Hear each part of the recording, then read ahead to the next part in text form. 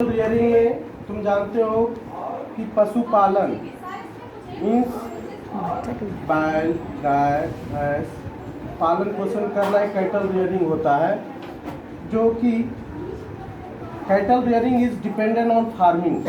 Farming से ही निर्भर करता है, एक दूसरे पर निर्भर करता था। तो क्या होता था कि जिसके पास भैंस गाय वगैरह उसके पास खेती भी कर पाता था। ठीक, क्यों?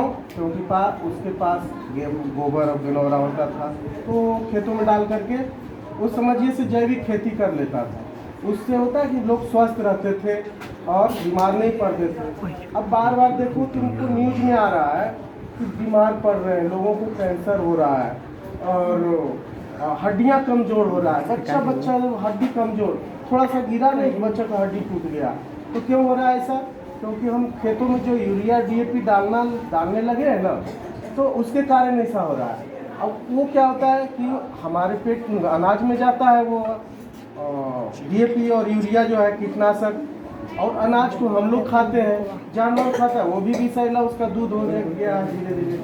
तो उससे होता है शरीर में जाने के बाद हड्डी कमज़ोर एकदम भुरभुरा हो जाता है, और भुरभुरा होने के कारण थोड़ा अक्सर टूट जाएगा। कहीं भी हल्का सा भी खेला कूदा या गिरा, अब सुनते हो कि नहीं हड्डी टूटने का ज़्यादा शिकायत? क्यों?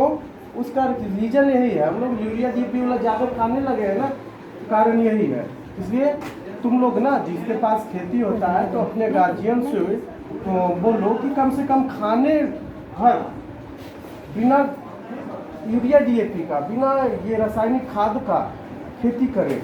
उससे होगा कि स्वस्थ रहेगा आदमी और बीमारी भी नहीं पड़ेगा। भयानक बीमारी हो रहा है ना, कैंसर वगैरह, बाप रे बाप, वो सोचो क्या होता है उसमें, बड़ा मुश्किल होता है यार। इसलिए तुम लोग अपना अपना गार्जियन को समझाओ। इधर बचाओगे पैसा भाई जाएगा हॉस्पिटल में, तो फायदा क्या है? लोग कहता है कि खेती अभी यूरिया डीएपी बिना होता नहीं। बहुत सारे लोग हैं बहुत राज्यों में जो कि कर रहे हैं अभी भी डीएपी और बिना डीएपी और यूरिया की खेती, और बहुत अच्छा हो रहा है खेती, और लोग स्वस्थ जीवन जी रहे हैं। ठीक है, इसलिए तुम लोग अपना अपना गार्जियन से बोलो। इस चैप्टर में ये निर्भर करता है। तो कैटल रियरिंग